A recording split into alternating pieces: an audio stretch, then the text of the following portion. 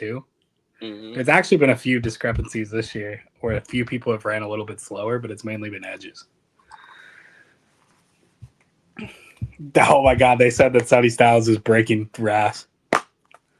Yeah. He's going to get a 10. He's going to get a 10. What else can you put him at? At his height, his weight, his vertical, his broad jump, that 40, the split. Oh my goodness. Jeez. Shout out to Kent, man. Kent is a great person if you ever got the chance to talk with him about I ball. actually had him on my show one time. He's great. Yeah. Bro, that is crazy. And he's from Lansing. Mm-hmm. I was sitting next to him at the Senior Bowl last year. Oh, cool. Man's cool as heck. He'll talk to you about ball all day, man. Oh yeah, and he loves talking about how he came up with it and all the measurables and everything else. Second run, I wanted him just to get a little bit faster. Me too. I thought he could have been around a 4 or 5. I think if he'd leaned forward instead of standing so straight up, he probably would have done better. Speaking of which, another example of that right there. Yeah. And you run straight up, you're taking your momentum away. You're adding more wind force. You see that's a good turn for Anthony Hill. That right there. That is a good turn for Anthony Hill Jr. That is a great turn. Great form by him too. That was great form. That's what you teach. There he is. All right, Jay, we know you're working with limited battery power, so go ahead and give us your quick takeaways from what you've seen live in action at the Combine. All right, well, Dante Corleone is one of the thickest built nose tackles that you will see. Holy crap, 6 foot and like 340 pounds. His arms are thicker than 99.9% of any defensive tackle I've ever seen. Very impressive physical standpoint there. Sonny Styles is the freak that everyone saw on tape, and it should be no surprise. Mm-hmm. These TCU kids can run like hell.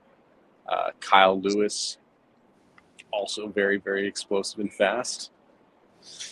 Let's see. Who else? Oh, Dramont. Is Sonny Styles really breaking the Combine this year? He's breaking Ross. Oh, yeah. He is. Yeah, the relative athletic score is gone. 4.54. That's really good, Kyle. Come on now. Mm-hmm. Yeah. That's real good. Like, Reese's 4.53 was actually slow for him. I'm going to be honest. Like, I think he can get it even better in second time. Agreed. No doubt. Rodriguez's 4.6s was kind of disappointing, but 4.61 is not terrible for him. No, not at all. I think he goes faster the second time, though. He kind of Yeah, he stumbled coming out the block. Yeah, that's what I was saying. It's like the burst was not quite there at like the first few steps, but I think he can do better. Yeah, Anthony Lucas didn't run the 40 time, did he? No. Neither did Gabe Akers, right? Did who? Yes. Yeah, no. Like I said, 4.47, easy. Yo. I knew he was going to be getting into those like low 4.4s. Wow. Here go Arvell. That was a lot better. He doesn't break that 4.49. He'll be the second linebacker off the board. So Jay, what's the buzz around the Combine, man? Any last time we were all together at the Senior Bowl, man, you created quite the stir, and now it looks like it might be coming into fruition with Anthony Richardson. I don't know how he found the second GM, man. Have you given anybody a drink yet? I'm waiting. Some of my little birds are talking about where EDC frequent, so maybe I'll try and get a Woodford to him. You stay away from EDC. The last GM you bought a drink for, he didn't keep his job past that week. Much better for Jacob Robinson. There he goes. Yeah. For Rodriguez. There he is. 4.47. Arvell. He had to do that. Now watch Sonny go faster. Rodriguez just got a lot better on his second time. Perfect. Yeah. Cool. I just read the comments too. Jaquez and Lucas were some of the guys I was wanting to see how they tested for sure. Agreed. Yeah. And by the way, I got official confirmation on Gabe's pronunciation of his last name. It is not Jakas. It is Akas. I knew it was a word. Yep, Gabe Hakas. The J is silent. Hakas. Akas. You know what's funny is I was originally like close to how I pronounced it, and then everybody corrected me at the Senior Bowl, and I was like, Well, I was giving him more of a Jacques. You should have heard I was about like, the Oh, I much was better like, start. Much better start. Much better start. I didn't know how to say his name. Yes, much better start. Is that Yeah. Gabe Jackass? That's what they were Gabe kept saying. Oh, that's crazy. I knew that one was wrong at least. Yes, so did I. I was like, I don't think so. I think it's at least chicken. Yeah, you're missing a K and an extra S there, buddy. Then we get our last two groups of 40s right My now. man Rodriguez got that. I told you he stumbled in that first run. He was that last one was clean. All right, let's see. Sorry. Take your time, man. Take your time. He looking up at Jay right now. He said, "Jay, you see this?" Yeah, he just looked at me. He looking up at Jay saying, "You seeing this?" Yeah, I made eye contact with him as he was running. That's we'll know if, based on if he runs a slower or faster time, if it's Jay's fault or blessing. All right, let's see. Sonny Styles. He's up now. Woo! Oh, same. No That's bless. good for him, bro. Sorry is good for him. You didn't jinx him at least. Sorry. Coach Evans, yes, he is. Reese is a freak, but Coach, if you think Reese is a freak, then what do you think about Sonny Styles? Because this Here comes dude ran a Styles. 4.49 at linebacker, and he jumped. What was his vertical again? Like 11 33 feet and a 5 half. inches. 43 No. and a half inch Yeah, vertical. yeah. Oh, I was thinking broad. Yeah. Yeah, That's his my vert man. is insane. Is Styles Broad just got even better. Is Broad No way. He just did it. Hold on. I hear it. I hear it from the He crowd. just went even better. That's all I'm saying. I'm not gonna spoil it for you. I heard it. Wow. Did Hold he on. just Here we hit- go, y'all. Did he just hit Hold the Calvin on. Johnson number? Hold. Wait for it, guys. Hold on. You're gonna love this. Great start. Mm-hmm. And he Wow. 4.47 7. was Sonny Styles with a 43 and a half inch vert. Yeah, he's out of here. Mm-hmm. He's 6'5", Hey. by the way. Ravens And he didn't fans, miss a single tackle. Ravens fans, take him off your mock drafts. He ain't coming. He ain't He falling. ain't coming. He ain't making He it. ain't He's literally doing the opposite of what Kyle Hamilton did. Kyle Hamilton had a terrible combine, which is why he fell to 14. Sony's not trying to make it to the Ravens. Ivan Evans. Is he going to be the highest drafted linebacker since Roquan? I can tell you how they had Matt Patricia as a defensive coordinator. Trust me. He used to coach the Bro. Lions. He said, Coach Evans says, "How did OSU lose games?" Simple. They played the Hoosiers. There you go. That's how. I like my answer better. Matt Patricia. My nickname for him when he was our head coach was Matt Patricia. Do you know that he they just extended him, by the way, Matt Patricia. Yeah, I know. Big mistake, but Sonny Right. Styles is rolling, bro. 43 and a half inch vert, along with a 4.7 in the 40 is crazy, bro. Yeah, I think it's Ryan very Day. hard to imagine him not going top 10. I'm gonna be real. If he wanted to be Like, an come elite on. running back prospect, I think he could do it. If he wanted to be an elite running back prospect, 4.47 He is could not do a it. bad time for a running back, no, hell no, it ain't. especially at that Especially size. for a running back his size. I was about to say, yeah. Especially for a running back his size. Not bad at all. Like being said, simple, Ryan Day.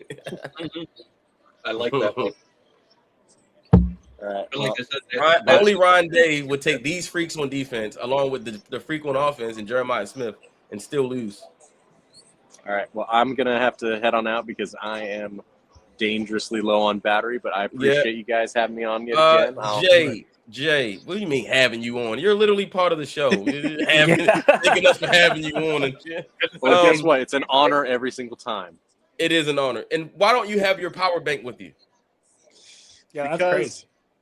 Because I forgot if there was the clear bag policy or not was extending to media at the combine. So I was like, I'm just going to guinea pig it for the first day. and Jay, have one of listen, my friends come in with you know their what it bag, is? and then You know what it is? You're home, you're comfortable, and you're slipping. You're slipping. You're slipping. You know, when you're in Mobile and you're in these different places, you're on it, and you're too comfortable at home right now. To be fair, Mobile doesn't have an NFL stadium and the NFL rules. So Well, therefore, the clear bag policy was never a concern. I don't want to say what I want to say because we're live, and I don't want our credentials to be revoked. So I'm not going to say what I want to say. But yes, sir. That's not a dismissal of Mobile. That's just what it is. No, we love Mobile. We love Mobile, but it's a little lax down there with the rules sometimes. But yes, you check back in with us later on today, sir. And you be sure to bring us some news, and do not send my GM a drink, please. Absolutely not. We can't get okay, I won't send him a drink. I'll just send him a shot. Wait, no, that is a drink. Not a full-size drink. All right, so we got to tell the story. I'm gonna tell it when you get off, but I'm gonna tell this story. So, you gone? I'm gone. I'll see you around. See you later. Go get the next all right. So we're down in Mobile, Alabama. It's story time, y'all. We're in Mobile, Alabama for the Senior Bowl. Me, Jay, and Jordan are out for dinner and drinks right after the first day of practices. So right next to our table is the general manager from the Minnesota Vikings and some scouts, and also a scout from the Kansas City Chiefs. We all know this Minnesota Vikings GM was what's my man's name, Jordan? The one that just got terminated. Kwesi. Yes, Kwesi. So Kwesi, Minnesota Vikings GM. So we're sitting there, we're having our drinks, we're getting our shots. So Jay goes, hey, I think I'm gonna send Kwesi a shot. He said, I'm gonna send him a shot. I was like, why are you gonna do that? He's like, I'm going to send him a shot, and then I'm gonna tell him he should trade for Anthony Richardson. So he calls the bartender over. He said, hey, I want to send that guy over there a shot, and with a note. So he sends him a shot with a note that says trade for Richardson. He gets the drink, and he says, guy turns around and says, you want us to trade for him? He said, yeah, why not? And then he drinks the drink, and then we laugh and everything. And then 2 days later, Kwesi got fired. And then today, a report came out that Anthony Richardson has been given permission to request a trade, and the Minnesota Vikings are one of the teams that's interested. It's completely bananas and insane to think that everything came full circle. It's ridiculous. Yep, I was just typing that in because the people that were commenting from my channel, I said, yes, rumor is the Vikings are talking to the Colts about trading AR-15. That is true. That is true. They are. And so, but we started that rumor though. I was gonna say that was our fault. Jay sent the general manager of the Minnesota Vikings a drink and a letter that says trade for Richardson. A whole month later, the GM is fired, but they're still interested in firing. They're still interested in it's crazy. By the way, I'd like to acknowledge Senior Bowl weekend. There was already something coming out like, oh, the Colts have talked to the Vikings about Anthony Richardson. That was just us. That was us. Yeah, that was us. That was us. We were stirring the pot down there. That was us. That came from Tom Pelissero. There's a big difference there. Yeah, Jay Pelissero. Jay Pelissero. Coach Ivan said, I'm coming to Mobile next year. Hey, Coach, join us, man. Hey, listen, I've been going to the Senior Bowl since 2016, so I'll show you around. Let me know if you get down there, and I show you all the right bars, the right restaurants to get the drinks where you can lock arms and rub elbows with many of the NFL's best. I mean, me and Jordan, we were drinking, man. Who we had down there? They had what's my man name? Mike. Yeah, Mike. Tom Pelissero. You had Rap Sheet, Ian Rappaport. We had Trevor Sakima from PFF. He'll be on the show Sunday, by the way.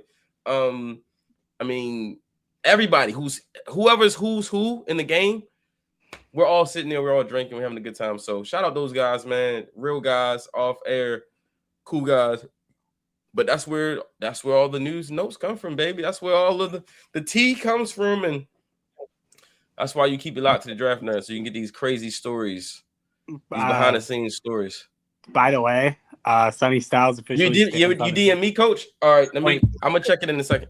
By the way, Sonny Styles officially comes in at a 4-4-6, so he will be the only 4-4-6 member. Both of them. Sick. I'm typing in the official numbers now. Got 4-4-6 for Reese and Sonny Styles. Caleb Alarmed Orr at 4-4-7. David Bailey at edge at 450. Anthony Hill at 4-5-1. Yep. Kyle Lewis at 4-5-3. Namdi Abiazor 4-5-3. Carson Sherrar 4-5-6. Justin Jefferson 4-5-7. Jack Kelly 4-5-7. Jacob Rodriguez 4-5-7. Jack Galday, or is it Golday? How do you say that one? It's Golday. 4-6-2. It's Golday. It's Golday. Golday. You got to say it all together, like Golday. Okay, Golday. Yeah. Sorry, Jr. got the 4-6-3. Man, Golday got cooked. He was the one person who got hurt by his time on the unofficial. Yeah. Did you see that they changed Styles 10-yard split from 1.5 to 1.51 to 1.56? Yep. For who? Styles. They changed the 10-yard split from 1.51 to 1.56. Yeah, because they do it with that laser reader in the video and did it down to the minute. So it's a 1.56 for him and Namdi. No, this kid right here. I need to talk about this kid. When you're done, we can talk about this. This kid, Aiden Fisher from Indiana. He's going to be a steal in this draft, man. This kid, he's got toughness. He's got leadership. He reminds me of like an old school linebacker. He's not going to blow you away with testing numbers. He's not one of those guys, but he has intangibles that you just can't coach. And I just absolutely love him and his skill set and what he did for that Indiana team. That Indiana defense was elite, and he was a big catalyst for it. And a very high football IQ. Yes. I just wrote my draft profile about him today. Aiden Fisher. Yes, this is the best. I'm gonna be honest.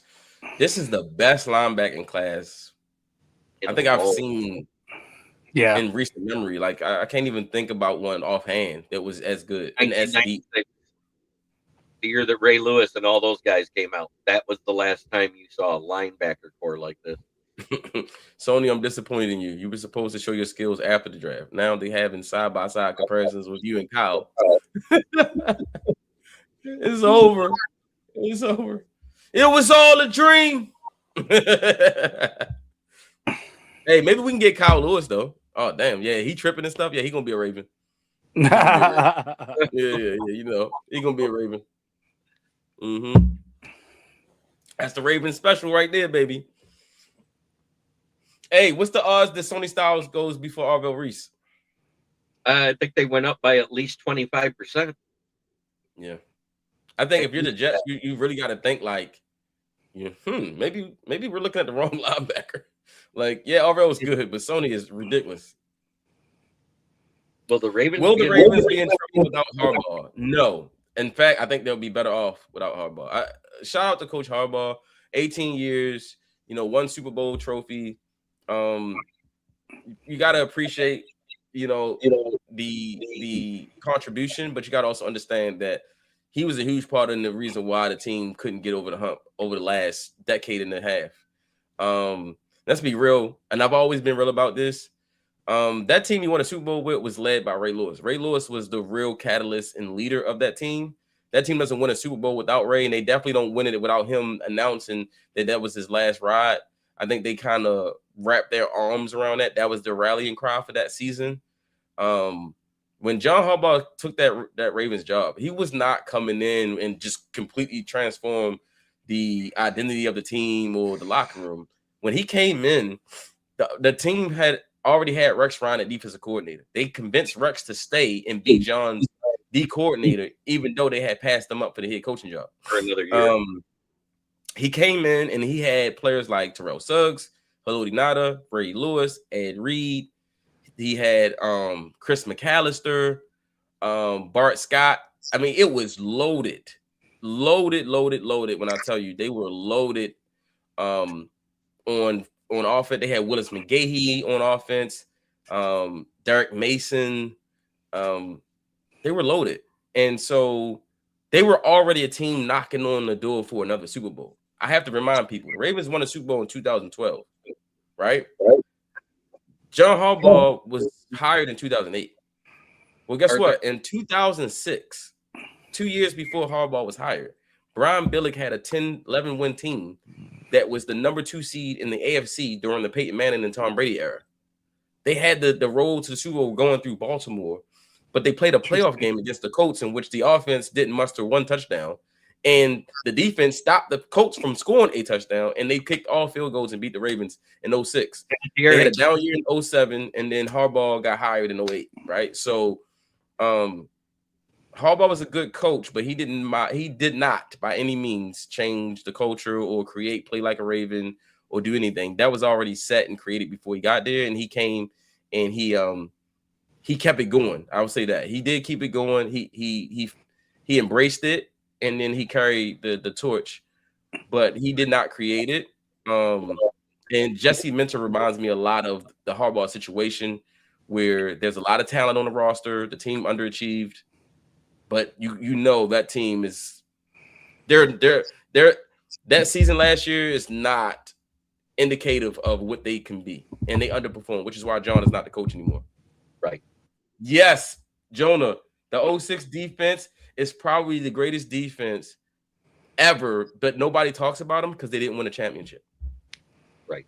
I mean, you're talking about Dalius Thomas, Haloti Nada, Kelly Gregg, Terrell Suggs, Bart Scott, Ed Reed, DeJuan Landry, Chris McAllister, Samari Rowe, Jarrett Johnson. Oh my gosh, they were loaded. And loaded. If you go by my team's history, the one that got robbed in the wild card game in the 2015 wild card versus Dallas. I remember that. Detroit. And that was legit. Mm-hmm. Isn't that the same year? That's the same year of the Dez Carter game against Green Bay, right? Yeah, that was the I remember that because I remember thinking they robbed Detroit, and then the next week they robbed Dallas. Yeah. Great. I love that. I agree, Reflex. Harbaugh is going to elevate the floor of the Giants. I'm not sure about the ceiling, but he's good for a team that has no floor. He'll at least create a floor. So I agree with that 100%. Oh, yeah, LaRon McClain. Yeah, absolutely. Yeah, but we had, what was that? We had... yeah, I agree. 2000 Titans defense was really good, too. They got overshadowed by the actual 2000 Ravens defense. 2006 Ravens, the 2015 Lions defense was severely underrated for a lot of people, and they didn't even realize how good it was. It was the second time that teams averaged less than 60 yards a game rushing. Like the first time was the 06 Ravens, wasn't it? Didn't you guys average like 59.2 yards against that year? Yeah. We averaged 59.6.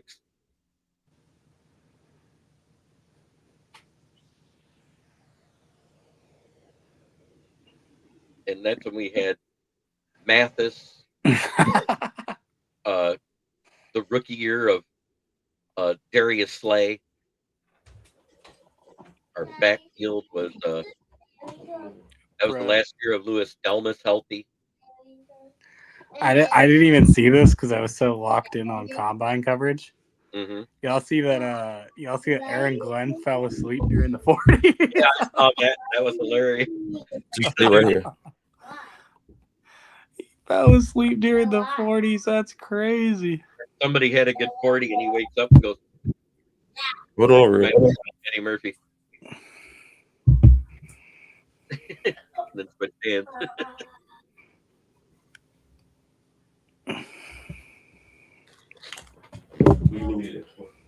For a very brief period, they were, because that was mostly because of Myles Garrett in 2023. There's a good rep by Kyle Lewis, by the way. I haven't got to watch as much on the drills. That's why I'll watch it 4 times, y'all. Because while I'm inputting numbers, I don't get to see these as much as I'd like to.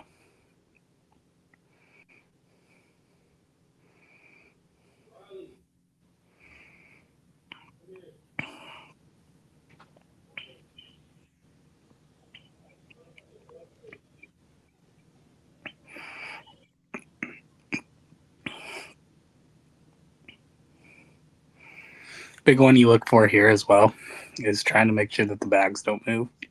Right. Especially when they're tapping them like that. Yep. Because you're putting too much force in as you bend over.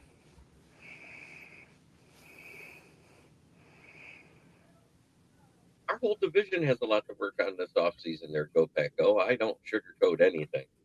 I mean, they had Go Pack Go. The Packers had as much coaching turnover this year as the Lions did last year. Mm-hmm. And as for the one above it, you all got David Bailey as your best pass rusher this year. Like if you're talking pure pass rusher, maybe. I still have Ruben Bain as my number one player on my board. I'm not going to shy away from it. Yeah, I think Ruben Bain would be the better pick for the Jets, with them just trading away Jermaine Johnson for Devontae Sweat. I think Ruben Bain Jr. makes the most sense for them at 2. Cool, and it's funny too because originally, like before that trade happened, I said like the perfect world would be David Bailey to the Jets for what they needed, and then Ruben Bain to the Titans for what they needed. Now I feel like it's kind of swapped now McDonald's got traded. Right.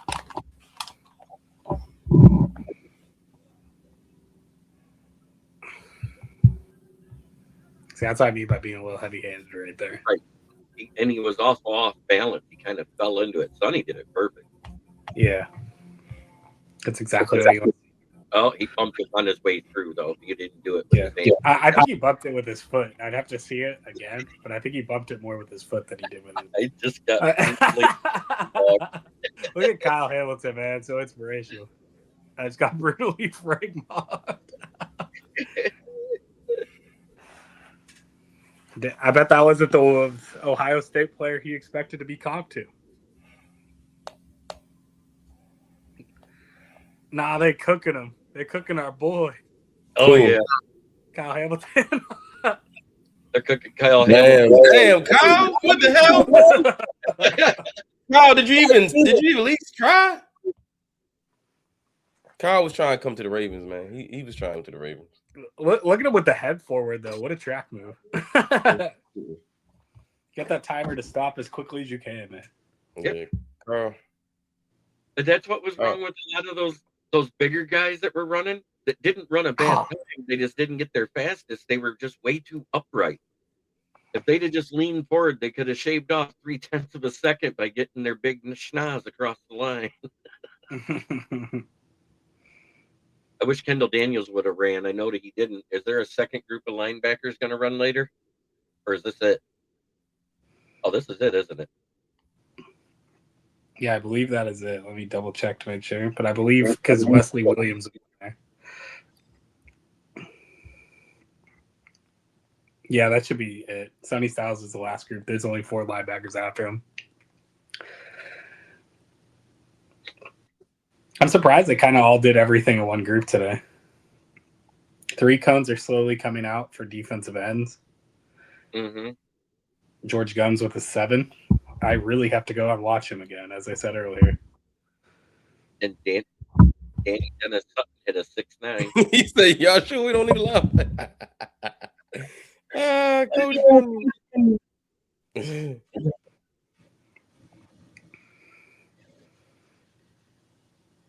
6.9 and that 3 cone for Danny Dennis. We don't need a laugh, man.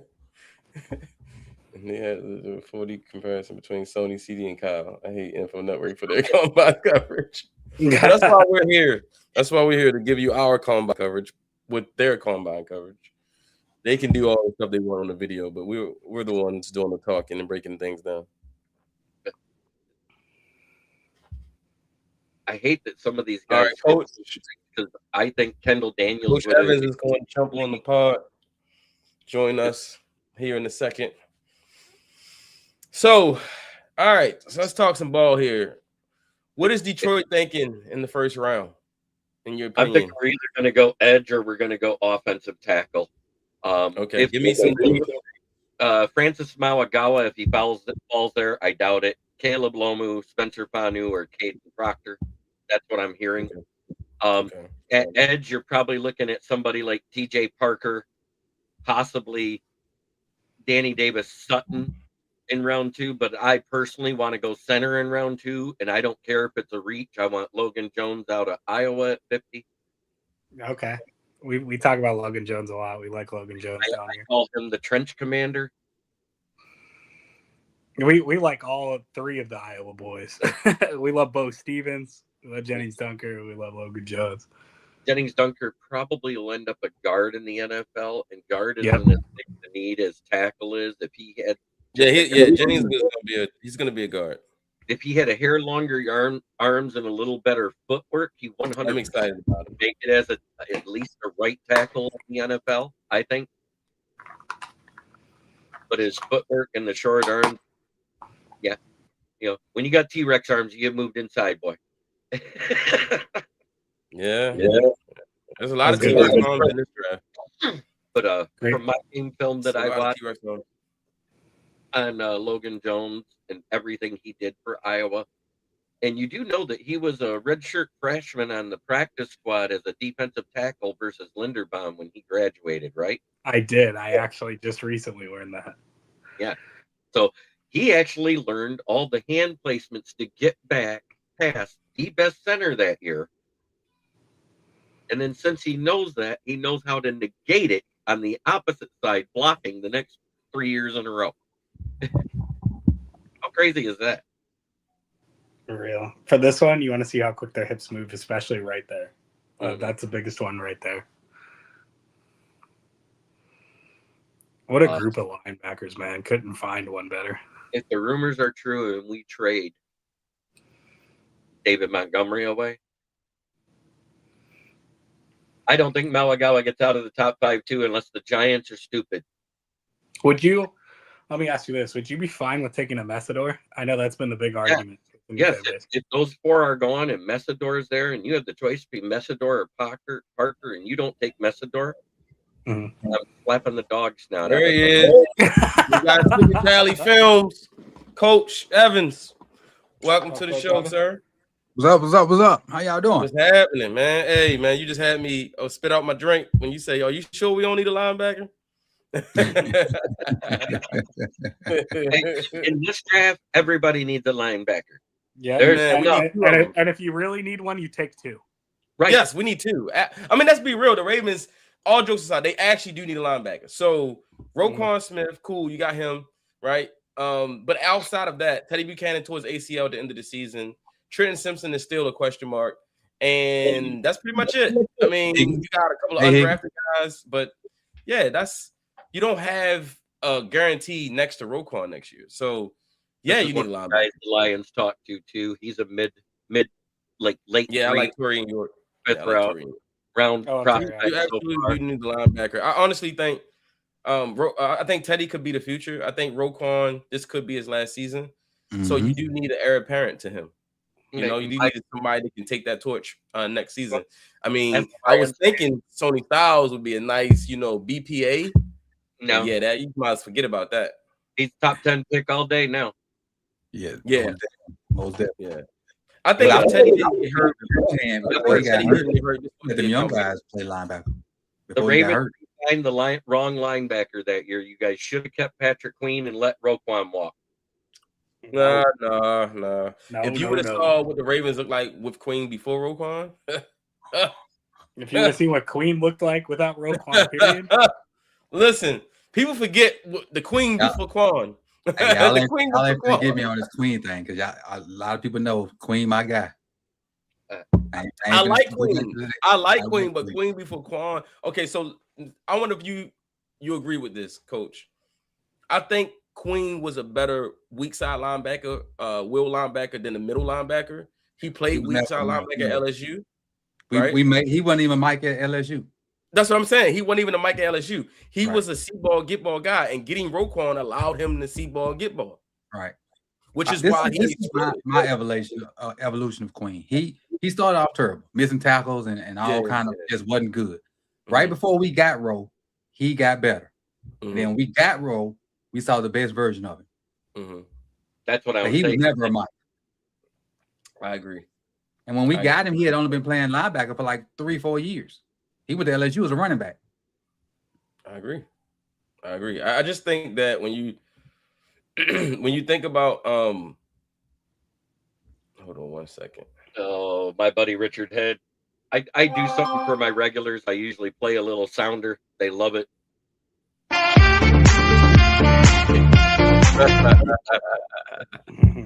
Hey, I agree 100%. So Queen was a good linebacker. Again, we were talking about this in Spaces earlier.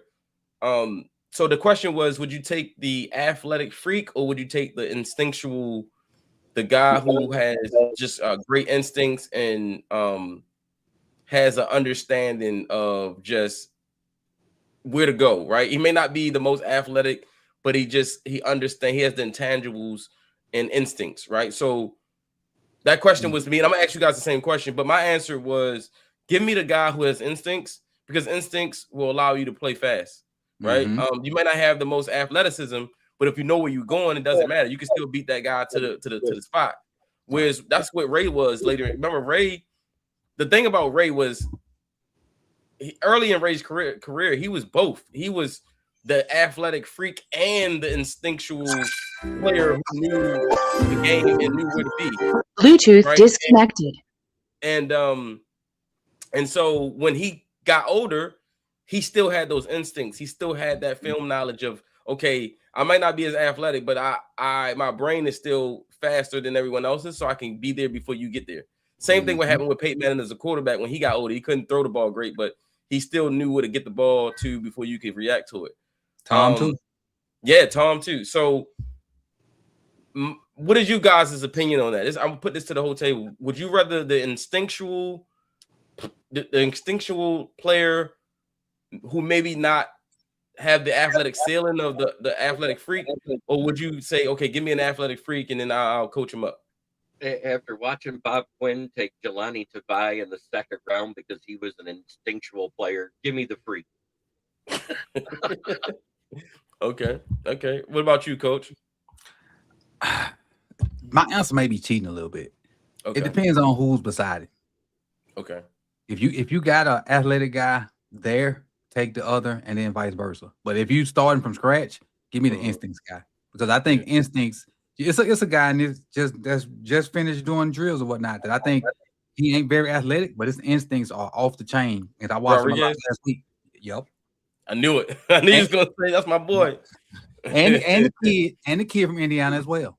You know why I say Rodriguez?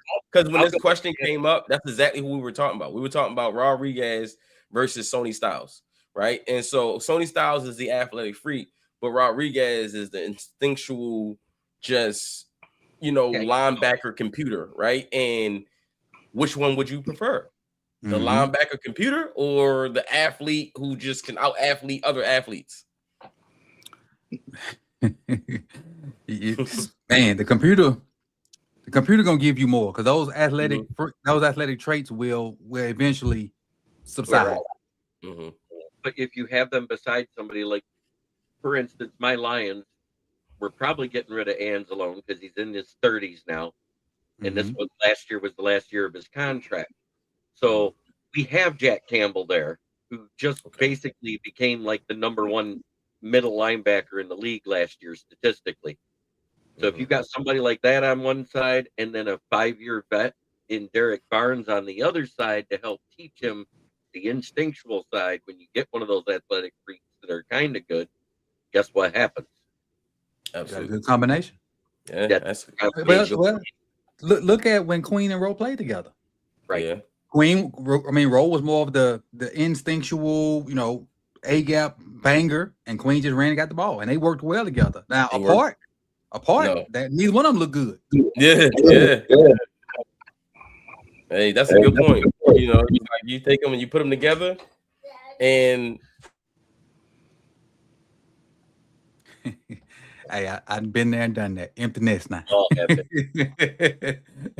kids grown. All right, man. Jeez, all right, thank you. I'm in mid-sentence and they just bust in the room. All right, so defensive guy we didn't see run that I love is Gabe Akers. Yes, I like Jacobs. Yeah. I think he has the most violent hands of all the defensive ends in the draft from the game film I've seen. His hand placement, the way he makes people pop up out of their stance. Who are you talking about? Gabe Akis out of Illinois. Yep. Yakis. No, it's Yakis. Yakis. We just got it confirmed. Okay. Yeah, his hands are boxer type. Yeah. It's like when he puts that double hand into your chest and pops it, it's like getting hit by Mike Tyson. Hey, question about the linebacker conversation. What is Carson Schlesinger? Where does he fit? Is he the computer? Was he? He's not the super crazy athlete, right? So he's got to be the instinctual. Yeah, he's the computer. He's the instinctual computer with some athletic traits. He does have some traits though. The crazy thing about him, bro, he just won Defensive Rookie of the Year. Yeah. This kid didn't even play football. Like he walked on at UCLA. That's the crazy part. He was a walk-on. That kid kind of like the guy we didn't see that we drafted in the 6th round last year out of Boise State, the first Egyptian-born player drafted, that Ahmad Hassanin. He never even played football till he went to college. Is that the guy that had the hype up incident at the combine last year with the Ravens coach with Chuck Smith? Is that the same kid? No, this kid he was out of Boise State. We picked him in the 6th round and we called him at home, and he was so shocked he got a call. He thought it was a joke. But there were a lot of jokes going around that year. Remember the Falcons? Yeah, there was. Yeah, the Falcons. I've been calling them back for a long time. Speaking of jokes, man, it looks like JOK might be retiring. Injuries, man, and it's so sad because he is the prototype for today's linebacker. Yep, he's the prototype. If they had JOK and Schlesinger, Lord have mercy. You know what it is? The football guard said you can't have both. We don't get one or the other. Like, you know what I'm saying? You can't have both. That's cheating. You know, that's cheating. You can't have both. That man took a thigh to the head. They was already a great defense last year with Devin Bush, right? But like, good Lord, they'd had JOK, it would have been nasty. Their roster is pretty good and young. It is. You think Coach Monk the right guy?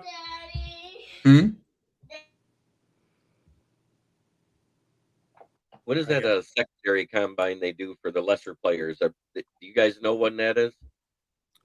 They still do that? I knew they used to have the regional combines, but I don't know if they still do them. I know. I was going to say, what was I saying? I don't even remember what I was saying. Man, do they still have the regional combines? Yeah, they do. Yeah, they do. That's what I thought. When is that coming up? Because I'll tell you what, there's a guy I want to go see play. Dame Duggar? That's mine. I want to see Trip J. Anum out of Toledo. Oh, him too. Oh, yeah, he's nice. 5'11", 230, runs like a bowling ball with legs. That's my boy right here, Aiden Fisher. There he is. Yes. Yeah, that's the other instinctual guy. And his short area quickness good too. So like I said, that's the like computer. I said earlier with the D line. He's quick and fast. That's what I like about Aiden Fisher. Ooh, come on, go Dave. The biggest thing you're gonna see with this one is like, especially that last push forward. That's where you see everybody trip. That's because they don't plant their feet. They just go straight forward as opposed to play. Right. That's really a DB skill. Yeah, it really is. It really is. But I saw so many slip blocks from Fisher where he would go and just give like the defender a little shoulder, and they wouldn't even touch him. He'd be in the backfield. Yeah, crazy work. You know who I think is going to kill this drill?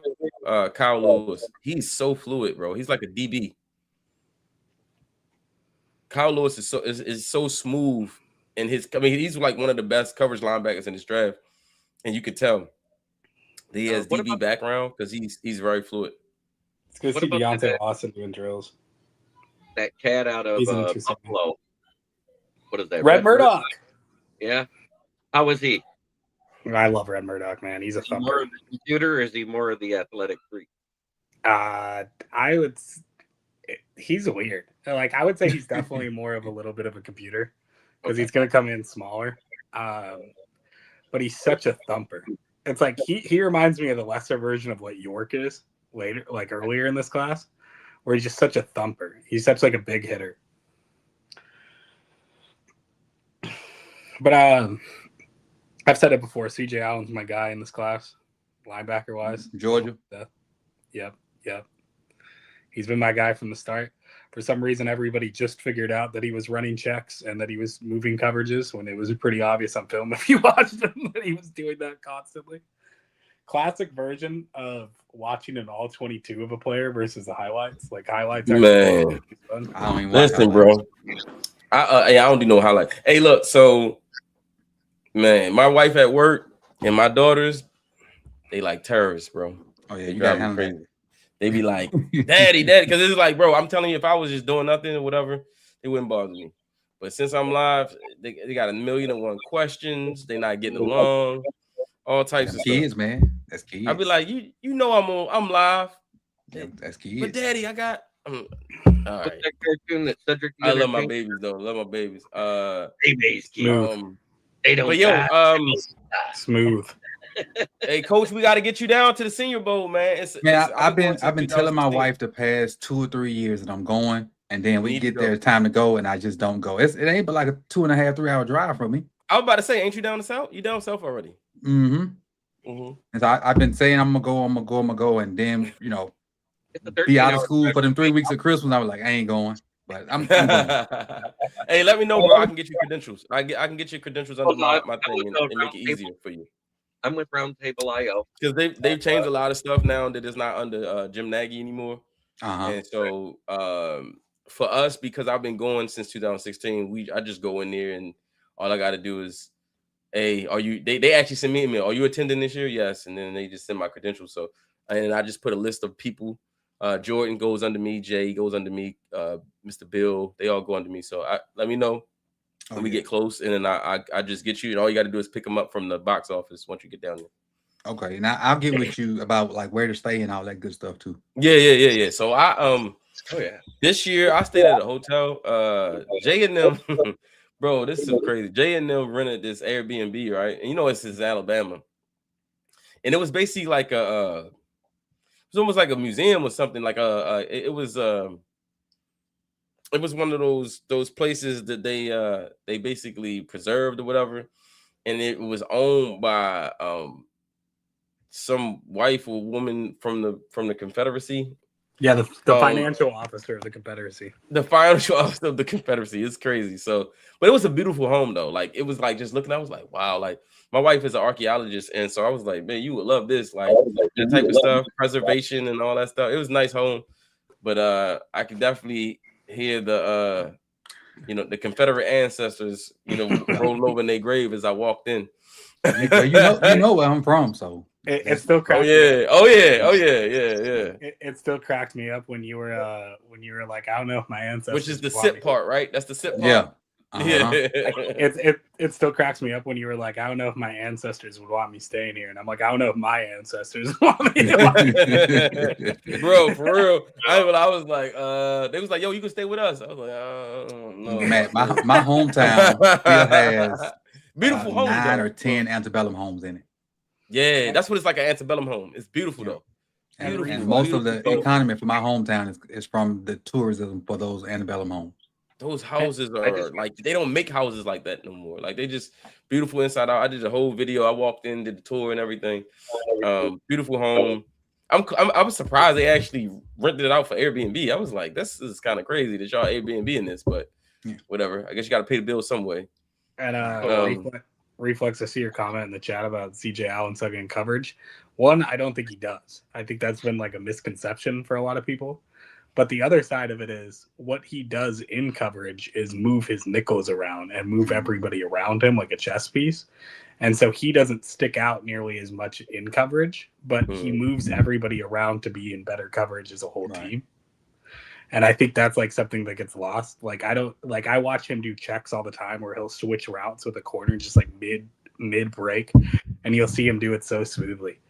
And I think that's just such an underrated skill to have. I still stand like he might not have as much athleticism as a lot of these guys in this class, but what he does is he has way more intelligence. You see him and Fisher, they communicating pre-snap and post-snap. Yep. Yeah, no, they are. Yeah. Oh, that was the question before I got this started.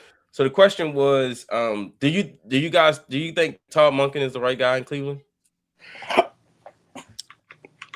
I'm a Monken fan, and and I think he is a stopgap for something. Yeah. But I do think he's going to. I don't say he is. I think he could shock them and have some success. Yeah, I love his. He got a lot of young pieces. I was gonna say I love his authenticity, right? Like Monk is him. You know, no matter what. Like he's. Did you hear what he said at the combine? He said, they asked him about the suit or something. He was like, "Yeah, I got this with my last little bit of freebies that I had from the Ravens." Like Coach Monk is just so authentic and just so real. And that's why that's not a front. I'd been in the meeting room with him. Yeah, he was at LSU. Yeah, that's him. So that is authentically him. Like when you see him at the press conference and stuff. Like when we had a one-on-one meeting for about an hour, and he was the same dude. The same dude. I don't know if he's fully right for the Browns because I don't know if there is a person on the planet who's fully right for the Browns. That being said, though, I think he's the right guy for Shador. He believes in Shador, which a lot of people wouldn't. Yes, I love that he's already doubled down on Shador, believes in Shador, and you can tell that locker room believes in Shador. Yeah, you can tell that locker room truly believes in Shador. Like they you got Myles Garrett hitting them with the, you know what I'm saying, and the veterans talk about Shador, and then Monk is not afraid to say, yes, that's my guy. Yeah, that's my quarterback. I like him. I believe in him. He got Jerry Judy to play hard for him. Yeah, that's tough to do. That's impressive. Yeah, first round grade, just that makes you. I started to freak out for a minute. I went to linebacker, and Averill Reese wasn't there, and that's because they moved him to the defensive end room. Yep. Yeah, they moved him to an edge. Yeah. I think that's going to be a mistake. I don't see pure edge from Averill Reese. You know what I see? I see an off-ball linebacker who can blitz. I don't see an edge rusher though. I see he's a good blitzer. Patrick Queen is a good blitzer, but that don't mean he's an edge rusher, right? Like I just see a guy that's a good blitzer, and because Micah Parsons did it, everybody's like, well, this guy can do it too, because everyone's not Micah Parsons. Micah Parsons is one of one. He's a unique guy in that way, and I think he was always an edge rusher. I think the off-ball linebacker was a thing that he could do, but when he got to Dallas, he had trouble understanding. Remember we talked about that computer versus athletic freak?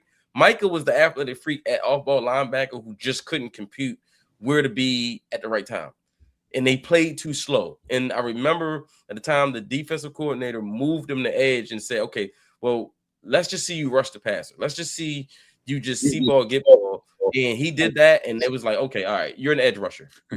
You're an edge rusher. You're not an off-ball linebacker. You're not a computer, but you are an athletic freak as an edge rusher, and you can do that. Averill Reese is an athletic freak, but I don't think to the level of a Micah Parsons. I also don't think he's a natural edge rusher. So, we'll see. I just hope no one, because there's been projections in mock drafts having him going number 2, and I'm like, I don't know about that. Like, let me ask y'all this question: Who made the most money today? Sony Styles made a lot of money, but that's low hanging fruit. That's low hanging fruit. I got a different one who made some money. I'm gonna give you 2 names: Albert Regis. That boy made some bank today. Yeah, he did. Albert Regis made money, and my boy from Penn State, Danny Davis. No. Zane Durant. Yeah. Zane Durant. Zane Durant made some money today. Yeah. Defensive tackle. Yeah. Albert Regis and Zane Durant for me. I wanna throw something back up on the Averill Reese thing too, because this was something I was thinking about. If I could see him in like any type of usage, it's kind of similar how the Ravens first used Zadarius Smith when he got there, where they would play him off ball at random times. He'd be out there blitzing.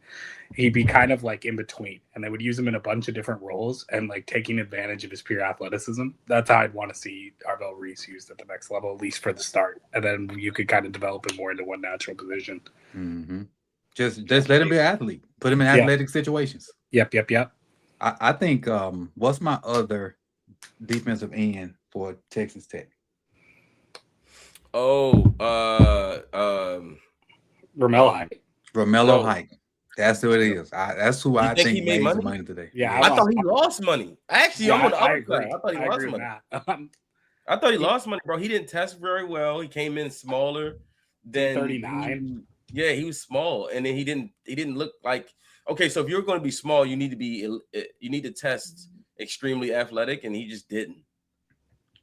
And then when we saw him at the Senior Bowl, like standing on the sideline watching him, he got overwhelmed in run defense. Like when they was running the ball at him, he couldn't set the edge, and he just got engulfed. You know, now a lot of them cats, even watching tape, even some of the elite guys don't stop the run. They rush the passer at a 90, but they run defenses is 60 something. But I feel like that'll be better once they get weight on them.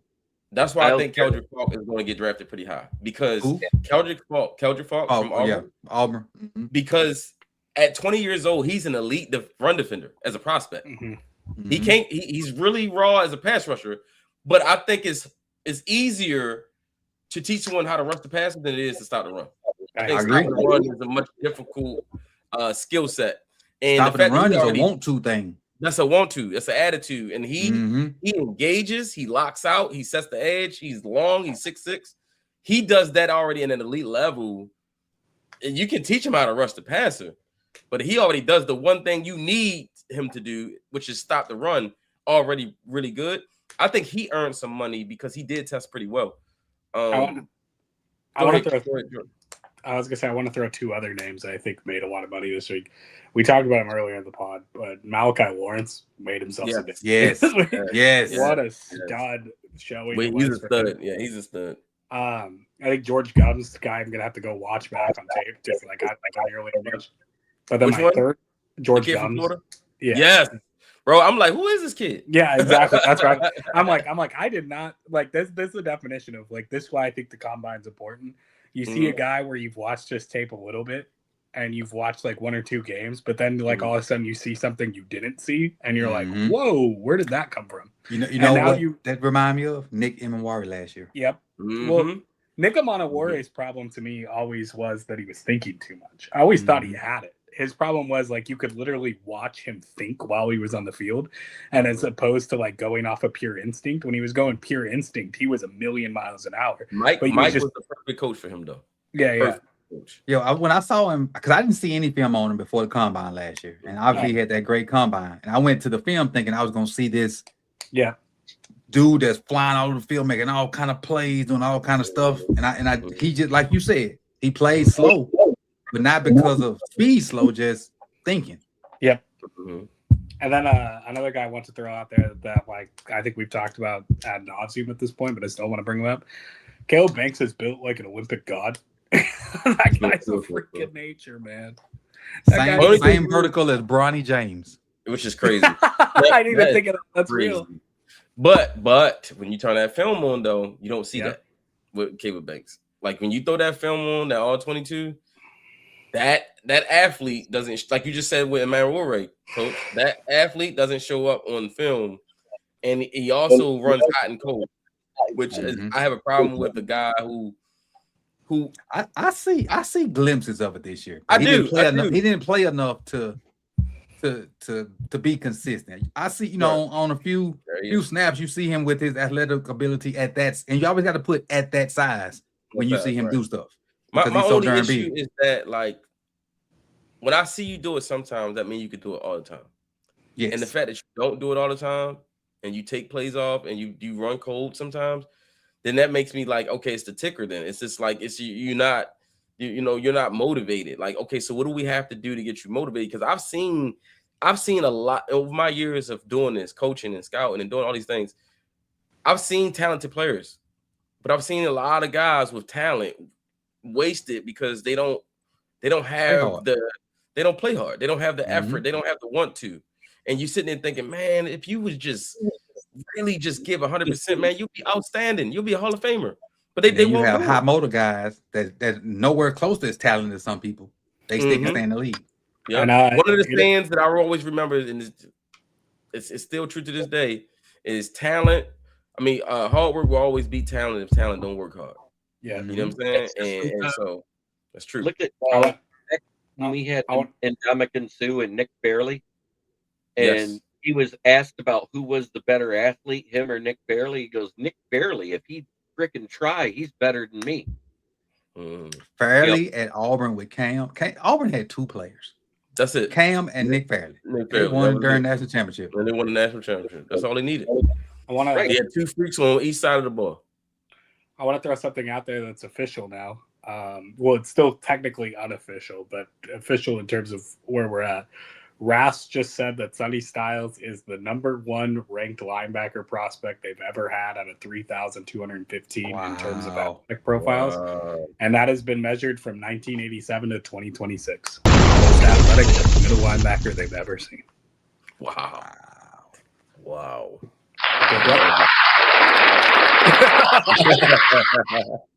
My man just set a precedent. Throw money. He just set a precedent. He literally just said it like he's the new age linebacker. Yeah. You know, and here's the thing: Trenton Simpson has a lot of that same athletic profile as Arvell Reeds, as Sonny Styles. So if you believe one of these guys can do it, can be that guy for the Ravens, then you already have that profile on your team. At this point, we just need the coaching to get it out of them.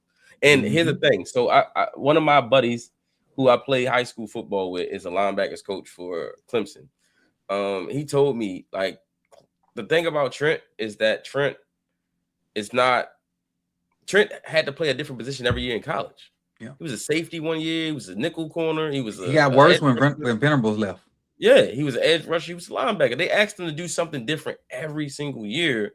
And so when he got to the NFL, it was like, all right, you're a linebacker now, right? But then you got rid of the elite coach that was developing him because he didn't play a lot his rookie season. But that game against the Steelers at the end of the season, he looked crazy. He looked generational. Like, he sacks, coverage, everything. You're like, oh, okay, we got something special here. And then you go and you switch to the inexperienced defensive coordinator, and then he looked like he regressed, right? And so now we're going back. And the linebacker coach that first year was terrible too. Yes. So now that you fast forward to a better coaching staff, a better defensive coordinator, better head coach as far as defense is concerned, and a better we got the same linebackers coach from last year. He did take jumps last year. You saw that in his game. Trenton Simpson could be something, man. We could be watching. We could already have that special elite athlete already on the team. The problem is that unfortunately he's going into the last year of his contract, and if he goes crazy, we might be in a Tyler Linderbaum type situation next year with Trent Simpson, trying to decide can we pay him, can we afford him? Like, I mean, it sucks. You know what I'm saying? It sucks. It sucks, especially it's a business. It's gonna be somebody. It's gonna be a position every year. During the Harbaugh era, we wasted so many young guys because they didn't get real true playing time until the last year of their contract. And then they priced themselves out. It was the comp thing. It was the comp, their comp, whatever. That was they playing. Yeah. Hey, you're gonna sit for 2-3 years, you're gonna play mighty, gonna play here and there.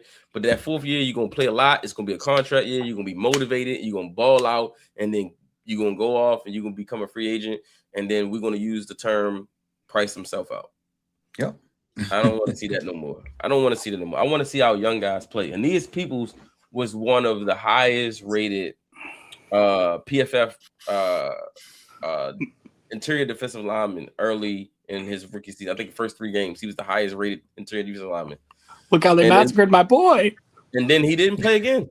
He didn't play again for the rest of the season. Yep. It's insane. So we got Trevor Sakima coming on the pod, PFF. Y'all know Trevor Sakima. He'll be on the podcast on this Sunday. I gotta ask him, man, like, about Aeneas Peoples, because apparently the world saw in Aeneas Peoples what our coaches did not. I heard that he messed up on some run fits, and he got in the doghouse. You're not allowed to make mistakes as a rookie. The 6th round pick rookie at that. Yeah, exactly. I mean, come on. Can we coach him up? Can we tell him what to do so he don't do it again? You know how that doghouse is. Yeah, that dog. You don't get out of it. You're right. New York Giants. That doghouse then retired some folks. Yeah, it did. Shout out to my man. The running back. Yeah, you know what I'm talking about. The running back. Hassan Williams. Shout out to him, man. Sorry about that, bro. One Retired. One fumble, retired. Never see you again. Hey, if you on the Giants this year, if you're a player, don't fumble, and unless you're a big time player, you can fumble. But if you're not, don't fumble. Don't make mistakes because we'll never hear from you again. Going to the shadow realm. Going to the shadow realm. We'll never hear from you again. John, don't be playing, man. Golly. Stall him out, Debo. Right. Stall him out. Yes. That's the thing is, them young guys, if you draft them, let them play. Let them play. Deal with the mistakes early in the season. And by the time you get to week 10 or 11, they ain't rookies no more. Exactly. That's what the Rams do a really good job at. Mm-hmm. They let their young players play. Ooh, Cam Ball is rolling. I saw them earlier. I'm so excited for this because now I could actually write official heights without it being rounded because it actually shows you. Is this the replay of earlier? Or? Yeah. Okay. Bro, that's a big man rolling, dog. Mm-hmm. And I actually missed 310 pounds. Watching this again, so yeah. I have 310 pounds with one of my publishers here in about a half hour. Thank you. Reflex Angela said, that's what you're supposed to do. Let your young players play because that also helps your team's cap situation. Especially with the million picks we have every year. Exactly. Mm-hmm. You'd hope. What's the point of doing a comp pick situation if we're not going to actually use the players? Right. So if you now we got all of our players hitting free agency all at the same time. That's the crazy part. We had 3 tight ends scheduled to hit free agency. We had a running back. We had a punter, a center. You had what else? You had a couple of interior defensive linemen, some special teams guys, a couple of wide receivers. All these guys hitting the free agency at the same time. I mean, there's no way that Linderbaum, Likely, Kolar, Stout. I mean, our entire draft class from 2022 will all hit free agency. And like, wow, none of these guys got signed like a couple years before. Like, it just didn't make sense. Thank God they got Travis Jones done because that would have been to not have Metabiki or Travis Jones. That would have been a travesty. You would have went to the season as John Jenkins as your number 1 D tackle. That wasn't gonna fly. And I like John, but that wasn't gonna fly. I just realized this whole time because I changed my bottom thing under my name every single time we do this. I didn't realize it was Caleb Banks vibing this time. So yeah, here's Caleb Banks and he's vibing. Yes, sir. That's a big fella right there. Yeah, after 2 screw ups on the 40, runs it at this baby. 505. At what, 320? Yeah, 320. 327 he came in at. If anybody ever wants to get their Lions news daily, I go live every day at noon Eastern. My channel's Kneecap Biting with the Motor City Lions. So come on in and check us out. I do an NFL show every Wednesday night at 9:30 p.m. and it's a bunch of fans of different teams getting together and talking ball. Okay. No, we love to have you. We love that. We love to have you, man. Thank you. If you guys want me back tomorrow, I'm free. I'll come back and join you tomorrow. Of course. Yeah, you're always welcome. Always welcome. Always welcome, brother. We love your intel. Good to meet you, Jeremy. Yeah, and then your Lions, man. Listen, the Ravens and the Lions are like 2 peas of the same pod, man. Like, 2 Super Bowl contenders going this way, and then all of a sudden we both had a down year in the same year. We both missed the playoffs. Did y'all see that Sony Styles got a perfect RAS score of 10.0? Yeah, I downloaded. That's what he was saying earlier, yo. Oh, that's what he's saying. Okay, yeah. And the number 1 linebacker ever. 3,760 some linebackers they've done since 1987. Yeah. I've never seen anybody sheet because I'm looking at it now. That's all green. Yeah, I'm colorblind, so I still have it. He said all green. It looks all red, but it's all good. All right, have a great night, guys. All right, man. Hey, that is crazy, bro. I've never seen all green. Nobody ever. Oh, I've been close to seeing that. I'm pretty sure Monowore had one last year. Jeremiah Smith just tweeted all freaks. He just tweeted freaks. Yep. Yeah, Ohio State is definitely freaks, man. Like, Jesus. What is going on in Ohio State? What's in the water? Yeah, what's in the water? NIL. Yeah. Yeah, it is. NIL. That's what brought my college team back. I like Miami. And if it wasn't for NIL, we probably still been struggling.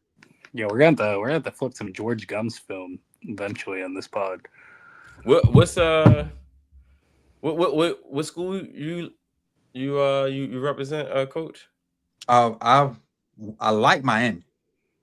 That's not why I went to school. You a Kings fan? Yeah. Okay. Would you go to school? Alcorn and Southern Miss. Alcorn State, Southern Miss. Undergrad at nice, Southern Miss, nice. Masters at Alcorn. Nice. Alcorn that's where Steve McNair went, right? Alcorn, right? That's what he don't went. say that too loud. Don't say that too loud, Mississippi. Oh, really? Why? Is that a bad thing? Because you saying it wrong. Cawthorn. Oh, Alcorn, not Elkhorn. Yeah. Okay, Yeah. my bad. That's my Baltimore accent, man. My bad. It's all good. Alcorn. Everything, it ain't just Baltimore. It's everybody outside of our little block of the world says it until they get correct. Okay, Alcorn State. Okay, because it do look like that is where Steve McNair went, right? It do look like Alcorn State. Yeah. That is what Steve. I saw every game he played except for his first one, his freshman year. Wow. His classification in college was right along my classification in high school. So his freshman year in college was my freshman year in high school, and Alcorn was 40 minutes from where I live. So every Saturday we was there. Wow, man,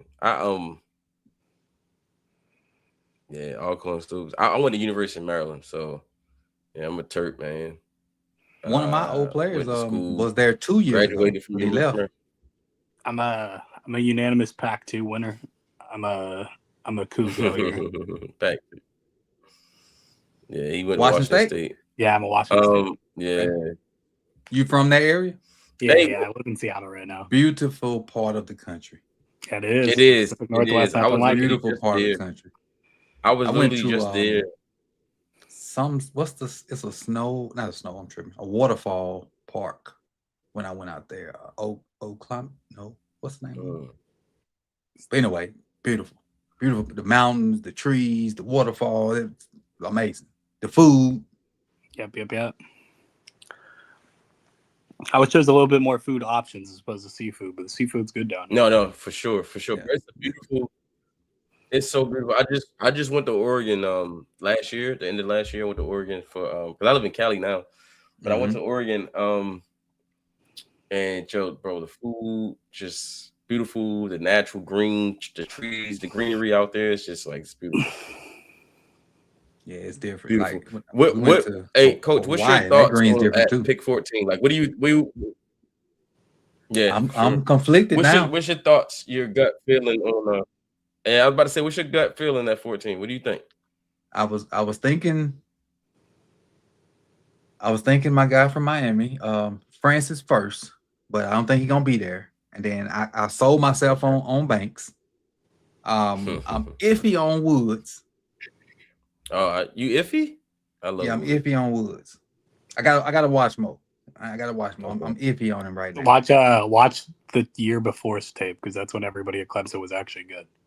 Okay, and that's what I haven't done. I haven't watched anybody's 2024. Like literally all of those kids from Clemson looked 10 times better in 2024 than they did in 2025. Almost every single one of them across the board. Wow.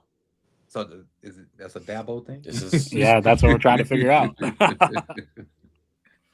Because going back to the Trent Simpson. I ain't gonna lie to you, might have been. Yeah. When Venerable was there, Trent played edge and nickel-ish. They asked those guys to do different things. Man. Yeah.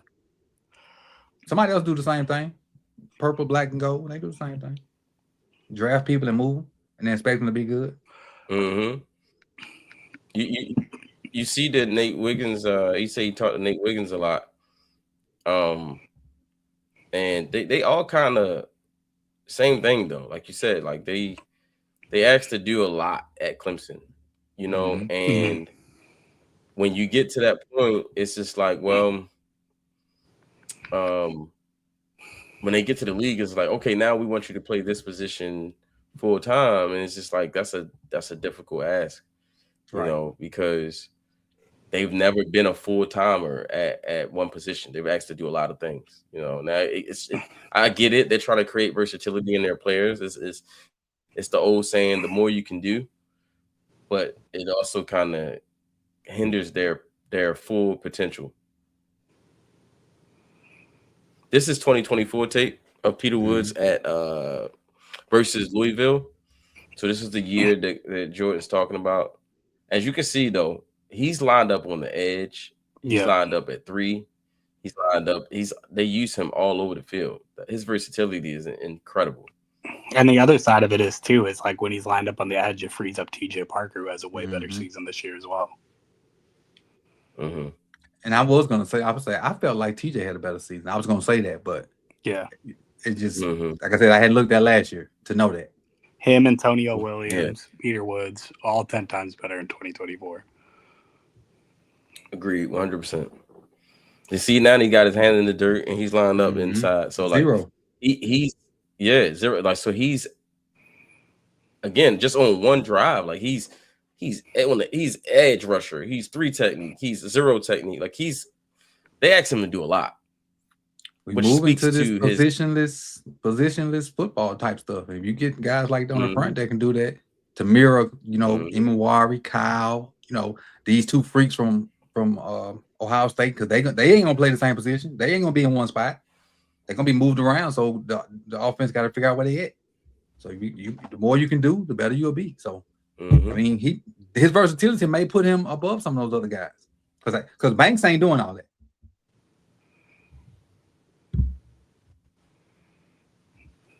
Banks really gonna be at a 3 or a 1, and that's it. Well, you got Woods at a 5, a 3, a 0, and probably can play some 2 and 4 eyes. Exactly, and that's what makes him versatile. I mean, that's what makes him valuable, I should say, because he could do so much, and he's a chess piece on your D-line. To me, I think he's the perfect Metabike replacement / insurance, just in case. Right now, if you can get Metabike back, then I mean Travis Jones, Peter Woods, and Metabike. Good lord, that's a nice three-man front. But if you don't have Metabike, I think Peter Woods has a similar skill set. Yeah, I can see that. I can see that. Yeah. But as far as to really answer the question at 14, man, I thought I had something in my brain, but after watching, starting to watch guys and see what they do and the guys that's been projected to us. Listen. It's Sony style. Picking a wide receiver. I'm sorry. No, I've been pushing that too. To me, I'm thinking it's either Peter Woods, Mekhi Lemon. I'm even open to Denzel Boston at that pick because he's that big outside X receiver, 6'4". I can't wait to see what he does at the combine. Yeah, I hate him to miss that Saturday. I'll watch the replay later on or something. Somebody just sent me a message that Caden Curry was going to run the 40, but his arms were too short to reach the ground from the starting position, so he couldn't. Trolling. That sound like a Bane joke. He actually even came in with worse than Bane. 31. You know what? That's a good point. I'm glad you brought that up, Coach. What's your thoughts on Bane coming in? If he make it to 14 and we don't draft him, I'll send some personal messages. Same here. I'm saying that the 30-inch arms don't bother you. Don't care. Yeah. Don't care. Yup. With it, Coach. Don't care. Yeah. Now that is the only team that I watched every game of this year because of being a fan. And he even though he lost to Indiana, he kicked their butt. Kicked Ohio State butt. Kicked Florida. Everybody he played, he kicked their butt. Yo. Why the Bills just hire Trace McSorley? Let's go, Trace. Throw it on the dime like you ain't even trying. The Bills are hiring former Ravens quarterback Trace McSorley to their staff under Joe Trace Brady. McSorley, man. So inspirational. Trace McSorley spent 2.5 seasons with the Ravens after Baltimore drafted him in the 6th round. What is Trace? What is it? I mean, you said the Jets? He's smart. No, the Bills. Okay. Oh, the Bills. Yeah. Good for him. Yeah. That's an actual good job. Yeah, it is a good job. Yeah. Shout out to Trace McSorley, man. That's how you treat your time in the NFL, man. It's not for long, but see where you could stick. The Commanders are releasing starting center Tyler Biadasz. Yeah. 28 years old. Wow. Started with Cowboys, went to Redskins, and now he's free. Yeah. Hey, coach, you think Matabike signs? What's your gut feeling? I'm not Matabike. Sorry, Linderbaum. Travis. Linderbaum. Sorry, Linderbaum. Like I said the other day on the show, if it's 20 or below, yes. If he want more than 20, we'll see you later, cuz. And I'm I know the O line has to have some kind of uniformity to be good. Right. But if the main guy is making 18, yeah, how are you jumping $4 million over him? Yeah, that's the same thing I said. How you go from 18 to 23, 24? That's crazy. That's a ridiculous jump. That don't even make sense to me. You know, that don't make sense to me. Like how can you jump that high and you're not even a first team all pro? You know, that doesn't I understand going up a little bit because you're the next guy up, which is, you know, that's the way of the business. Right, right. Next man up. Yeah. You're trying to reset something. Yeah. And then we definitely can't franchise him because that's what 27, 28. Yeah. You know, I wanted you franchise him, and then the next center ain't going to accept nothing less than 20. You know what I'm saying? Well, it's the thing is, it's all based off of tackle money. Like they grouped the whole O line together, which is franchise tag gets $28 million. Which is another reason. Tackle and IOL. Which is another reason too, because with the multiple Pro Bowls, you see him turn down a 5th-year option because that also became the franchise tag money. So it's like either way, you're looking at $28 million for a 5th-year option. You don't want to deal with that. Yeah. Then you got to deal with what you're going to do with Zay. So we owe a lot of money to a lot of people at the same time. Not very smart to have everybody. You have to pay everybody all at once. This is Zane Durant. He had a really good combine. I thought he made a lot of money, so it's cool to kind of check back on his tape. And this was this year against Ohio State, which is it's a good film to watch because this is kind of what you're going to see in the league, right? You know, Ohio State is, and that's what I do when I go look at guys like stuff we've been doing for our show. I pretty much I look at the schedule. I see the 4 toughest games. Exactly. Them before I go watch. And I don't want to see you against McNeese State. You know, I'm sorry, I just don't. You know, I'm just like, you know, no shade in McNeese State, but like, of course you're going to dominate that game. I want to see you against the toughest competition. Like last year, watching Mike Green's tape. First game I watched was Ohio State, right? Because you know he played at Marshall, so Ohio State was obviously the biggest opponent they had on the schedule, and he did very well against them. Yes, he did. That's what sold me on when we, you know, I didn't know we was going to draft him and whatnot, but his performance versus Ohio State, not the entire team did not belong, but he did. Yeah, you could tell he's the only one that like, he shouldn't be on that team. You know what I'm saying? You watch, right. you watch. He's like, he shouldn't be on that team. So, Moggs coming in, he says, might be time to save some bread on McGovern or another free agent center and draft a Connor Lew, Pat Coogan, or Logan Jones. I like Coogan. I do like Coogan a lot too. Connor Lew is not bad either. I like Connor Lew, but Coogan is he anchored the Indiana offensive line. When you think about what happened, I mean, when you think about just Linderbaum's good, and I hate it because he absolutely is the perfect scheme fit for the offense we're about to run. Yep. He's the ideal center for that scheme fit. And then he might end up leaving. The thing is okay, so I saw your video, Coach, about Linderbaum and EDC saying that they gave him a market setting offer. What do you think the offer was? Do you think it was 20? Do you think it was, I mean, like, what do you think? My guesstimation was 20 even. Okay. Now, you know, I was assuming 20 even, and because I mean that makes you the highest paid center. It resets the market that a little bit, and you'll be the first center to probably ever make 20 mil. Yep. So I agree with that. In my mind, I've seen 20, something like that, 2021, 21 million. You say you want to be a Raven. You're getting to snap the ball to an MVP, Hall of Fame quarterback, and you're getting ready to be thrusted into a system that is a perfect scheme fit for you. I just don't know where he's going to find another place that's going to check all the boxes. You know what I'm saying? Scheme fit, check. Quarterback, check. Money, check. You know what I'm saying? Like I don't know where you're going to find another place just going to check all the boxes. Yes, someone can give you more money, but all the other boxes won't be checked. Right. You know so I don't know. What's so funny about this game is you're literally watching turns of Zane Durant like beating his guy, and then the next play you'll see Danny Dennis' son beat his guy. it's like back to back. So it's one or the other. They work really good in tandem. Zane a Durant. lot of that stuff matters, man, with these kids. Yeah, depending on who's there to kind of mentor them, and the scheme fit. Chris was the first person that I really paid attention to it. His always scheme fit when you draft somebody. You can draft one of the most athletic and productive college guys. That's my boy. And they can get to the NFL and be in the wrong system and disappear. Yeah. Chris is my boy. I feel that about Isaiah Simmons. All that athletic ability and just wasn't in a spot that kind of knew what to do with him. And so they made him play a position he wasn't good at. Mm-hmm.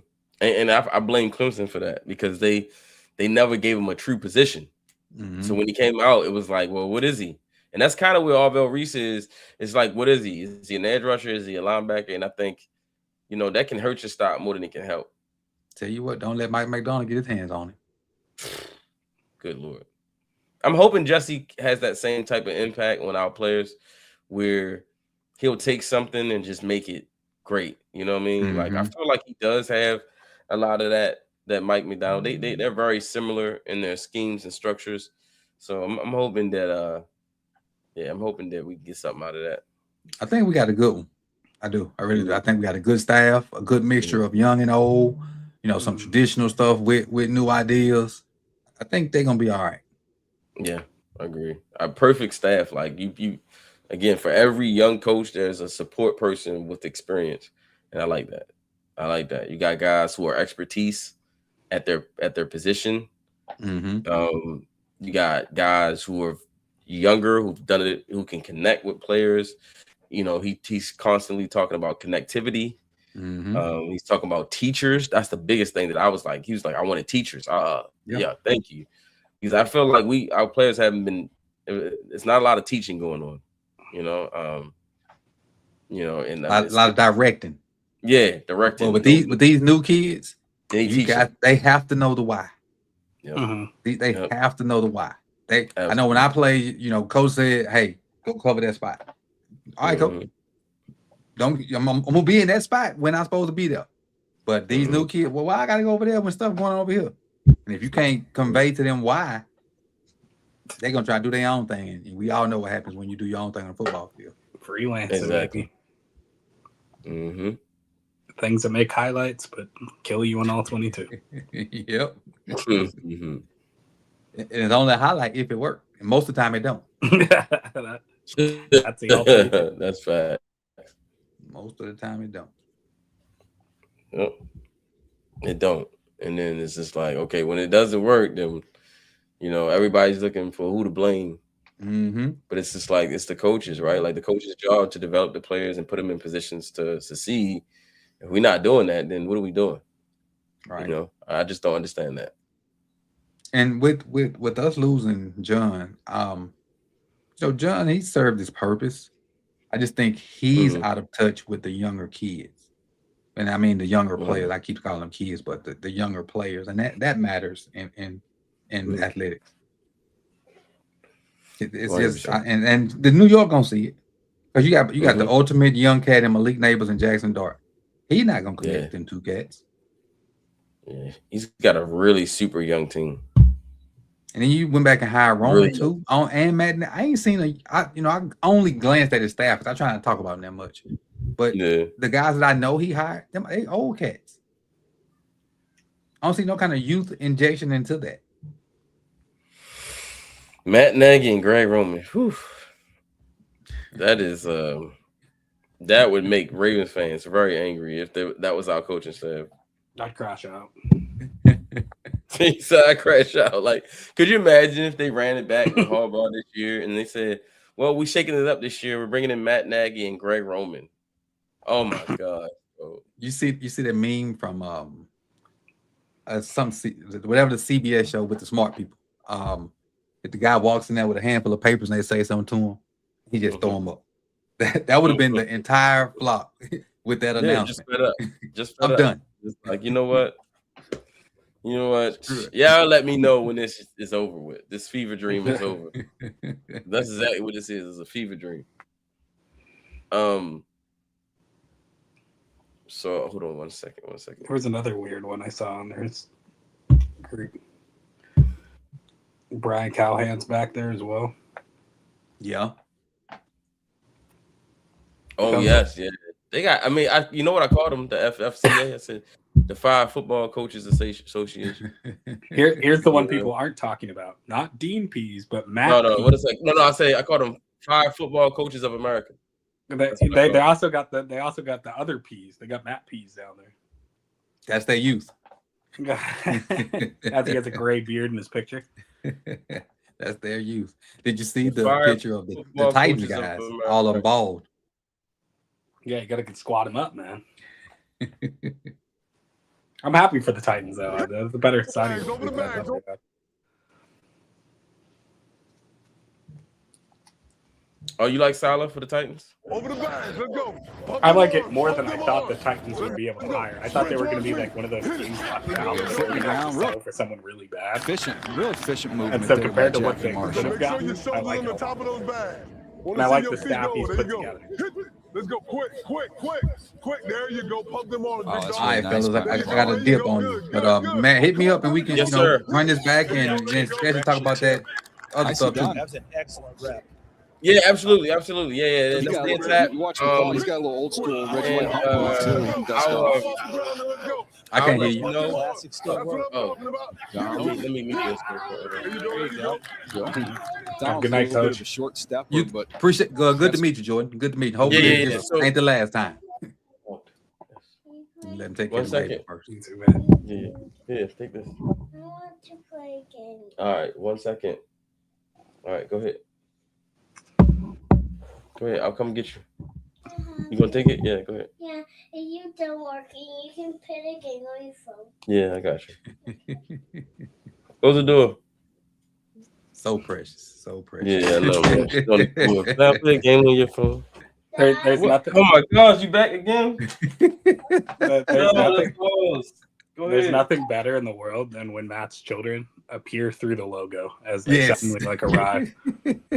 Yeah, bro. Hey, look, so I'm gonna stay in contact with you about the Senior Bowl, and then bro, let's definitely do some stuff. I see what you and Chris, y'all doing some stuff. I used to do a podcast with Chris back now, a couple years ago. Yeah. Chris that's my guy, man. So I see what y'all doing. It's good stuff. So we can combine some stuff and network on some things. I don't know if you checked it out, but yesterday, we got a podcast. I got a podcast with me, Michael Pierce, and Cordell Woodland. Mm-hmm. I saw the logos. If I didn't know y'all had recorded yet. Y'all recorded yesterday? Yep. Our first episode was yesterday with Hollywood Brown. We had Hollywood Brown on the show. Yeah, how'd it go? It went great, man. Go check it out. Black Wing Playbook on YouTube. I will do. And I also posted it on the Twitter account, so you could just watch it from there as well. I'm gonna do it on YouTube. We had Hollywood Brown on there. It was an hour-long episode, but it was really good. Hollywood shared a lot of. This is the most I've seen him be transparent. In interviews, he was really transparent. He shared a lot. He told some stories. He gave us some peeks behind the curtains of things that happened. Answered some questions. So it was really good, man. Him and Mike, just kind of both of them being on the same team together. They were on the 2019 team together, and as teammates, and kind of both the defense, the offense. It was really good. It was insightful. Check it out for sure. And again, we can network. We do some things. I'm always open to have you back on the show. I love your all 22 stuff, man. So appreciate it. Shout out to Coach. Shout out to Coach, y'all. Thank you, Coach, for coming on the show. Won't be a stranger. I'll definitely be back. For sure. Want you back. Appreciate y'all, man. All right. All right, Jordan. So, day one of the combine recap. Did it live up to your expectations? Yeah. I mean, there are a few slower times than I'd want for some guys. But I think overall, you saw the athleticism of this linebacker class. I once again repeat that we have 2 sub-foot, 6-foot linebackers, which is insane for a class. Pass coverage back in instinct. He saw a lot of nice drills today. A couple of people were a little stutter step because, it's their first time ever running forward after running in coverage. You see that with a lot of the D linemen. Okay. But overall, thought it was a really fun edge group. Thought it was just as fun of an interior group. And the linebackers, of course, developed the ball. Take 2 of them. Yes. If you can't decide how many linebackers you want, just take 2. You know what the doctor say when you feel not feeling well? Take 2 and call me in the morning. Take 2 linebackers and call me in the morning. I think you guys will be happy. Kevin says, thanks for carrying the conversation with Matt and Coach. We're busy, Jordan. Absolutely. Shout out to Jordan. Man, that was applause to you, bro. I had to go get my kid. Coach had to do something, and Jordan was carrying the conversation. This is his thing, though. Like the combine is his baby. This is his thing. He don't need an audience. He could talk about this stuff himself if he needed to. So, shout out to you, Jordan. Thank you for carrying the conversation, bro, and keeping the space moving and filling up the air. I had to go get my baby, and then I had to talk to my son. It was, things be happening when you live on air. You live, right? So there's not a lot of control there. So thank you, Kevin. Thank you. Of course. Thank you, Kevin. I appreciate you, man. Make sure you follow us, Kevin. And I appreciate you, man. And hey, day 2 tomorrow, baby. Yeah, we're excited. Time to charge up the devices. Yeah, charge them up. 5 hours and 40 minutes today. When we close out of here, right? Exactly. When we close out of here, call me, bro. I got something for you. Yeah. All right. Well, thank you guys. Appreciate you, and we'll see you tomorrow.